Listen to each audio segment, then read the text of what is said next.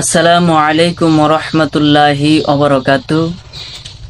সম্মানিত বন্ধুরা, সকলে কেমন আছেন? আশা করি মহান আল্লাহ তাআলার অশেষ রহমতে আপনারা সকলে ভালো আছেন। আমি আপনাদের সকলের দোয়ায় আল্লাহ পাকের রহমতে ভালো আছি, আলহামদুলিল্লাহ।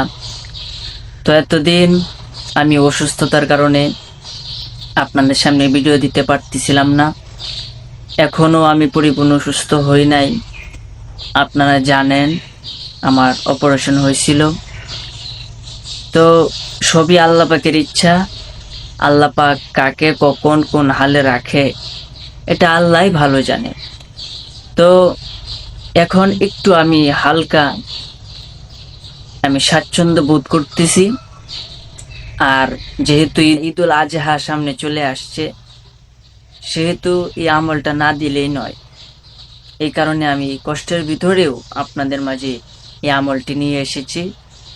যাদের সামনে আমার ভিডিওটি গেছে, আমি অনুরোধ করব আপনারা কেউই এই ভিডিওটি এড়িয়ে যাবেন না। সবাই এই ভিডিওটি ফার্স্ট থেকে লাস্ট পর্যন্ত দেখবেন ইনশাল্লাহ। এবং যা যা আমি বলি তাই অনুযায়ী আপনারা কি করবেন, এই ঈদুল আজহা অর্থাৎ কুরবানি ঈদের আগেই এই আমলগুলি করবেন ইনশাল্লাহ। তো আমি কথাবার্তা না বাড়িয়ে আমি আমার মূল আমলের দিকে চলে যাইতেছি।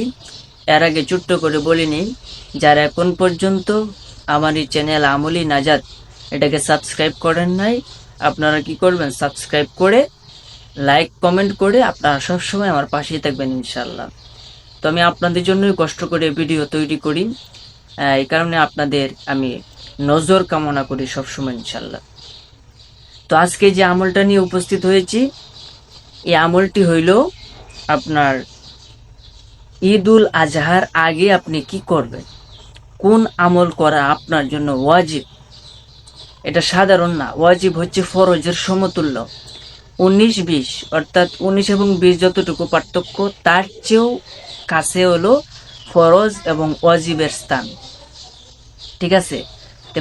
যেহেতু আপনি আমার জন্য এটা ওয়াজিব, সেহেতু এটাকে আপনাকে করতেই হবে।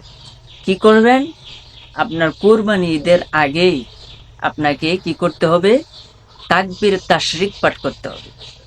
তাকবীর তাশরিক মানে কি? তাকবীর তাশরিক হলো যেদিন ঈদ হবে, যেদিন কুরবানি ঈদ সংগঠিত হবে, ওই দিনের আগের দিন তাইকা এই তাকবীর তাশরিক পাঠ করতে হবে এই কুরবানি ঈদের পরে আরো 3 দিন পর্যন্ত। ঠিক আছে? যেমন আমি আপনাদেরকে একটু উদাহরণ দিয়ে বুঝাই। কুরবানি ঈদটা হয় মূলত জিলহজ মাসের 10 তারিখ কুরবানি, অথবা কেউ 11 তারিখ দেয়, কেউ 12 তারিখ। 12 তারিখ পর্যন্ত কুরবানি দেওয়া যায়, কোনো সমস্যা নাই। তাহলে 10 তারিখ, 11 তারিখ, 12 তারিখ এই 3 দিন ধরেন কুরবানির টাইম। আর উত্তম হচ্ছেই যে 10 তারিখে অনেকে কুরবানি দেয়। এটা অনেক জায়গার মধ্যে, প্রায় বাংলাদেশের বা বিভিন্ন আপনার প্রদেশের মধ্যে এই দিনই কুরবানি দিয়ে দেয়। তো আমরা কি করি, 10 তারিখে দিই। আপনারা কি করবেন, যেদিন ঈদ হবে এর আগের দিন ফজরের নামাজের পর থেকে আপনারা এই তাকবীরে তাশরিক পাঠ করতে শুরু করবেন। কোন পর্যন্ত করবেন? ঈদের পরে, অর্থাৎ ঈদ হয় 10 তারিখ, আপনারা কি করবেন, 13 তারিখ আসরের নামাজ পর্যন্ত। 13 তারিখ আসরের নামাজ পর্যন্ত আপনারা তাকবীরে তাশরিকটা পাঠ করবেন। এবং এই সময়টার ভিতরে মোট 23টা ওয়াক্ত হয়। 23টা ওয়াক্ত, যেমন 5 ওয়াক্ত 5 ওয়াক্ত করে এই কয়েকদিনের ভিতরে আপনার 23টা ওয়াক্ত হয়। তো কিভাবে? তাকবীরে তাশরিকটা মানে কি? তাকবীরে তাশরিক হলো আল্লাহু আকবার, আল্লাহু আকবার, লা ইলাহা ইল্লাল্লাহু, আল্লাহু আকবার, আল্লাহু আকবার, ওয়ালিল্লাহিল হামদ। খুব মনোযোগ সহকারে বুঝবেন। প্রথমে সে আল্লাহু আকবার, আল্লাহু আকবার, লা ইলাহা ইল্লাল্লাহু এই পর্যন্ত। পরে আবার আল্লাহু আকবার না বলবেন, আল্লাহু আকবার, আল্লাহু আকবার। বুঝছেন? আল্লাহু আকবার, আল্লাহু আকবার, ওয়ালিল্লাহিল হামদ। আপনারা কি করে খাতায় লিখে রাখেন। আমি আবারও বলছি, আল্লাহু আকবার, আল্লাহু আকবার, লা ইলাহা ইল্লাল্লাহু, আল্লাহু আকবার, আল্লাহু আকবার, ওয়ালিল্লাহিল হামদ। এই কথাটা আপনি একবার বলা ফরজ, একবার বলা ওয়াজিব। এই 9 জিলহজ অর্থাৎ ঈদের আগের দিন ফজরের নামাজের পরে আপনারা কি করবেন, ফরজ নামাজের পরে এটা একবার পাঠ করবেন, এটা ওয়াজিব, একবার পাঠ করা ওয়াজিব। আপনি যদি বেশিবার পড়েন এটা আপনার ইচ্ছা, 3বার পড়তে পারেন, 7বার পড়তে, এটা আপনার ইচ্ছা। কেন? বেশিবার পড়লে আপনার সব হবে, জিকিরের সব। কিন্তু একবার ওয়াজিব, সেটা পড়তেই হবে আপনাকে, না পড়লে গুনাহগার। ওয়াজিব তরক করলে গুনাহগার হবেন। এই কারণে একবার আপনাকে পড়তেই হবে। কুরবানি দেন বা না দেন, প্রত্যেকের জন্য এই আমল। আর যারা কুরবানি দিবেন তাদের জন্য তো আপনারা জানেনই কুরবানি আসলে কি। আল্লাহ তাআলা পবিত্র কোরআনে বলেছেন যে কুরবানি, যে পশু তোমরা কুরবান করো আমার উদ্দেশ্যে, আমি আল্লাহ পাকের উদ্দেশ্যে তোমরা যে কুরবানি করো, এই কুরবানিকৃত পশুর রক্ত গোশত কোনো কিছুই আমি আল্লাহর দরবারে পৌঁছাই না। কোনটা পৌঁছায়? তোমার তাকওয়া, তোমার অন্তরে কি চাইতেছো, এটা আমি আল্লাহর দরবারে পৌঁছাই। কথা বুঝতে পেরেছেন? সুতরাং আপনার অন্তরটাকে নিরেট পবিত্র করে এই কুরবানিটা আদায় করবেন। কোনো লোক দেখানো নয়, গুস্ত খাওয়ার লোভে নয়, যে এই গরুটা কিনলে এই গরুটার মধ্যে গুস্ত বেশি হইব, এই ছাগলটা কিনে ছাগলের গুস্ত বেশি হইব, এরম ভেবে কোরবানি করা যাবে না। আল্লাহর কাছে কোরবানি কবুল হয় আপনার অন্তর যদি পবিত্র থাকে, তখনই কবুল হবে। আর যে পশুটা কিনবেন এই পশুটা সুন্দর হতে হবে, সুন্দর প্রিয় বস্তু আল্লাহ কবুল করে বেশি। আর নিজের পালিত গৃহপালিত পশু যদি হয় তাহলে তো আরো বেশি ভালো, এটার প্রতি আপনার মায়া মমতা বেশি থাকবে। যে জিনিসটা সবচেয়ে প্রিয় ওই জিনিসটাই কুরবানি করতে হবে। যেমন এটা হলো হযরত ইব্রাহিম আলাইহিস সালামের সুন্নাহ।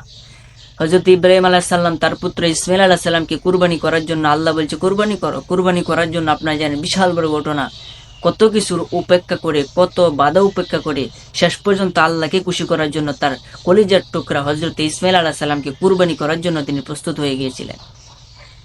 শেষ পর্যন্ত আল্লাহ রাব্বুল আলামিন বলতেছে যে আমার ইব্রাহিম পরীক্ষায় পাশ করে ফেলছে, যাও জিব্রাইল তুমি বেহেশত থেকে একটা দুম্বা এনে এটার মধ্যে রেখে দাও, আর হযরত ইসমাইল আলাইহিস সালামকে তুমি সরিয়ে দাও।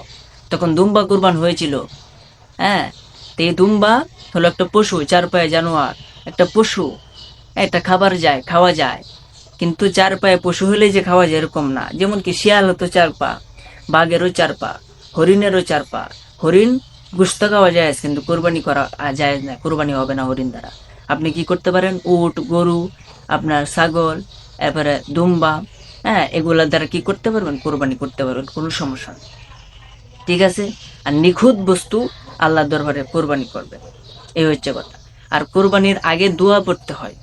দোয়াটা কি? ইন্নী ওয়াজ্জাহতু ওয়াজহিয়া লিল্লাযী ফাতারাস সামাওয়াতি ওয়াল আরদা আলা মিল্লাতি ইব্রাহিম হানিফা ওয়া মা আনা মিনাল মুশরিকিন ইন্না সলাতি ওয়া নুসুকি ওয়া মাহইয়ায়া ওয়া মামাতি লিল্লাহি রাব্বিল আলামিন লা শারীকা লাহু ওয়া বিযালিকা উমিরতু ওয়া আনা মিনাল মুসলিমিন আল্লাহুম্মা মিনকা ওয়া লাক বিসমিল্লাহি আল্লাহু আকবার। এটা হলো কুরবানির দোয়া। আরেকটা আছে আকিকার দোয়া।